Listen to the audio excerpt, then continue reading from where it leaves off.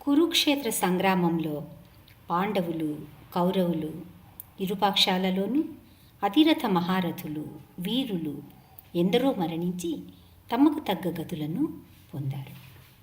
యుద్ధం పూర్తయినట్లే భీముడు, దుర్యోధనుల మధ్య అంతిమ పోరాటం జరిగింది.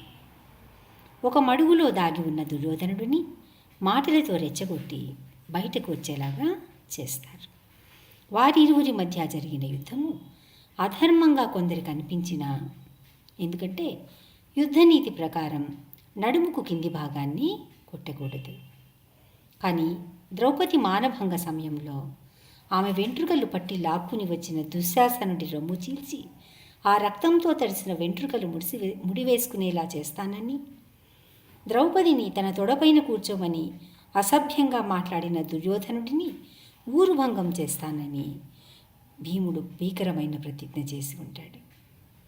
అందుకని భీముడు తటపటాయిస్తూ ఉంటే కూడా కృష్ణుడే ప్రోత్సహిస్తాడు, నీ ప్రతిజ్ఞ నెరవేర్చుకో అని. ఆ విధంగా దుర్యోధనుడు భీముడి గదాఘాతాలతో నడుము విరిగి కుప్పకూలిపోతాడు. దీనావస్థలో ఉన్న దుర్యోధనుడిని చూసి అశ్వత్థామ దీనికి కారకులైన వారిని చంపాలి అని నిశ్చయించుకుంటాడు. నిజానికి పాండవులను చంపటమే అతని నిశ్చయం. కానీ కృష్ణుడి ఏర్పాటు వలన పాండవులు ఆ సమయంలో అక్కడ ఉండరు.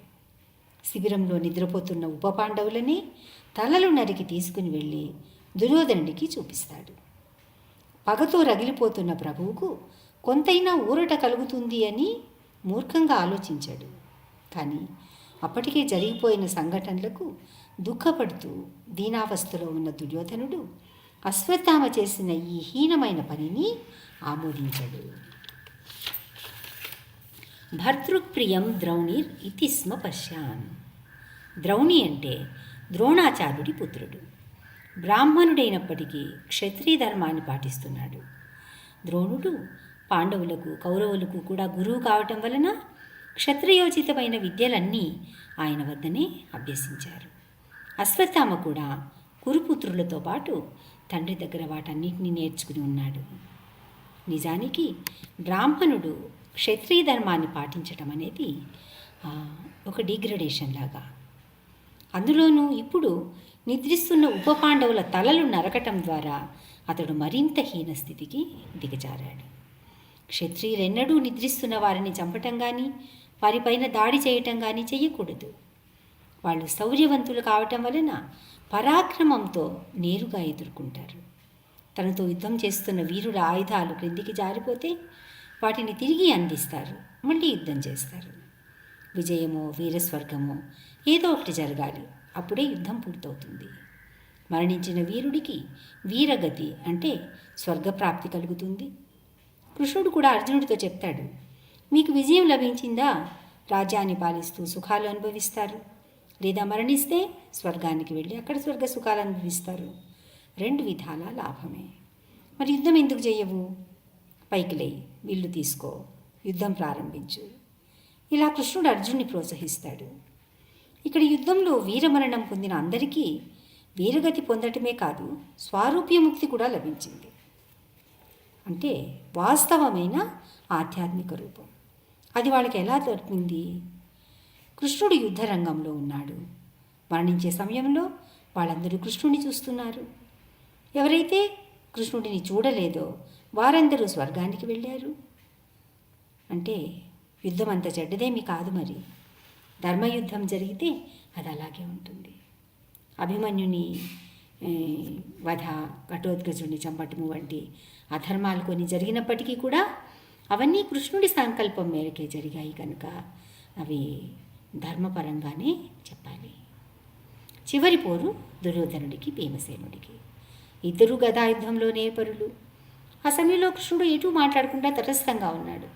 మొదటే చెప్పాడు, యుద్ధంతో నాకేం సంబంధం లేదు, కేవలం రథసారథిగా ఉంటాను అని. అసలు యుద్ధం నడిపిందంతా ఆయనే, అది వేరే సంగతి. బలరాముడు కూడా యుద్ధంలో పాల్గొనలేదు. ఎవరో ఒకరి పక్షాన్ని బలపరచడం ఇష్టం లేక.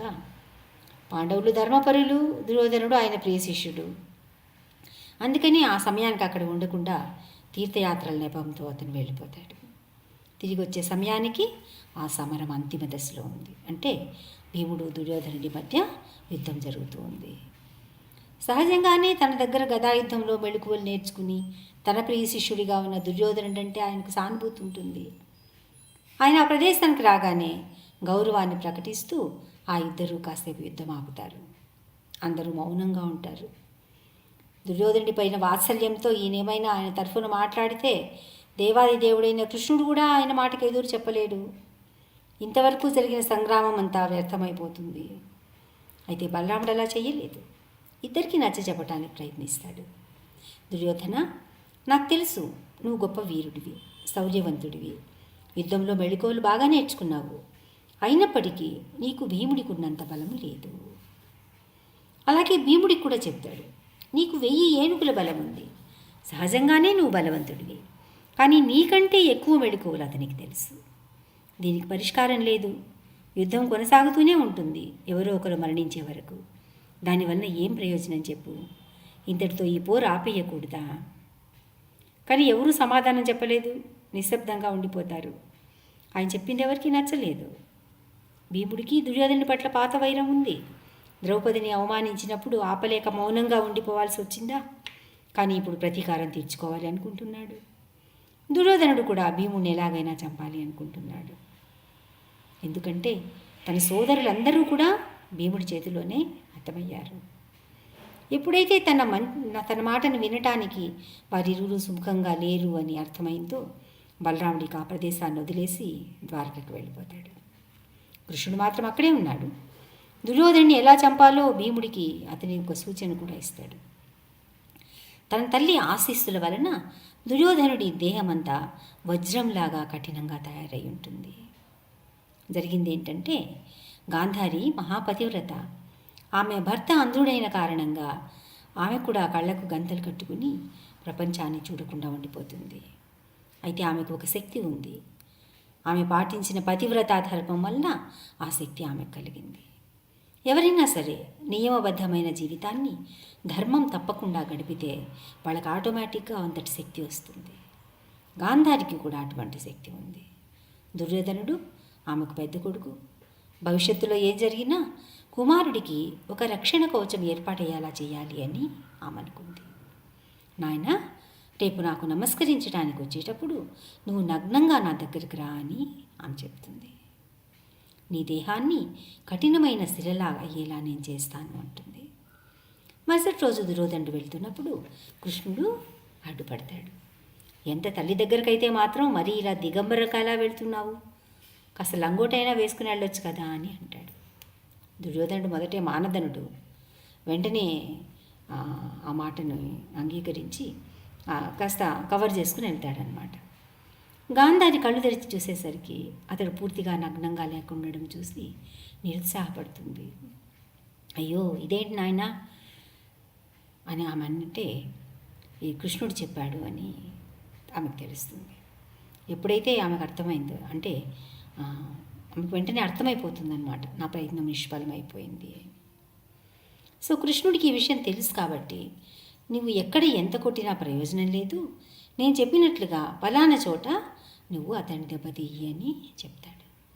భీముడు ఆ విధంగా నడుము కింద భాగాన్ని తన గదతో కొట్టగానే దుర్యోధనుడు వెంటనే మరణించలేదు. కాకపోతే అతని నడుము విరిగిపోతుంది. పశ్చాత్తాపంతో పరితపించి కొంత సమయం గడిచిన తర్వాత అతను మరణిస్తాడు. ఆ విధంగా ధృతరాష్ట్రుడి పుత్రుడైన దుర్యోధనుడు భగ్నోరు దండే అంటే ఊరు భంగం వలన అక్కడ పడి ఉన్నాడు. ఇక్కడ బ్రాహ్మణ పుత్రుడైన అశ్వత్థామ ఏం చేశాడు? ఒకవైపు క్షత్రియుల దగ్గర సేవ చేస్తున్నాడు. బ్రాహ్మణులు ఎప్పుడూ ఎవరికీ సేవకులుగా ఉండకూడదు. సత్యం, తమస్, తితిక్ష, ఆర్జవం, జ్ఞానం, విజ్ఞానం, ఆస్తిక్యం, బ్రహ్మకర్మ స్వభావజం, ఇవి బ్రాహ్మణుల లక్షణాలు. బ్రహ్మచారులుగా, గృహస్థులుగా ఏ విధంగా క్రమశిక్షణతో పరిపూర్ణంగా ఉండాలో వాడికి శిక్షణ ఇవ్వబడుతుంది. వాటిలో మొదటిది సత్యసంధత. బ్రాహ్మణుడు ఎప్పుడూ అసత్యం చెప్పకూడదు. అటువంటి శిక్షణ తీసుకోమంటే ఇప్పుడు ఎవరికి ఆసక్తి ఉంటుంది? ఎవరికి ఉండదు. కలియుగం కదా. 4 నియమబద్ధమైన నియమాలను గురించి జనాన్ని కన్విన్స్ చేయడానికి ప్రయత్నిస్తుంటేనే ఎన్నోసార్లు ఫెయిల్యూర్ అవుతుంది. ఇక మీరు అబద్ధాలు కూడా ఆడకూడదు అని ఎవరైనా చెప్పారంటే అందరూ హేళన చేస్తారంతే. ఈ రోజుల్లో అబద్ధాలు చెప్పకుండా ఎవరైనా సమాజంలో ఉండగలుగుతారా అని వాళ్ళు అనుకుంటారు. అంటే ఇదే మన పరిస్థితి. కలియుగం. ఎవరికి బ్రాహ్మణ లక్షణాల పట్ల ఆసక్తి లేదు. కనీసం క్షత్రియులు, వైశ్యులు వాళ్ళు కూడా లేరు. అందరూ శూద్రులే. ఎప్పటికీ అందరికీ బ్రాహ్మణ లక్షణాలు అలవడతాయి. ఎప్పుడు అందరూ వైష్ణవులు కాగలుగుతారు? వైష్ణవులు కావడం అంత సులభం కాదు. వైష్ణవుల స్థితి ఎంత గొప్పదంటే, కృష్ణునికి తల్లిదండ్రులు కావాలన్నా, స్నేహితులు కావాలన్నా, ప్రేమికులు ఎవరైనా సరే వారందరూ మొదట శుద్ధ వైష్ణవులుగా ఉండాలి. హరే కృష్ణ.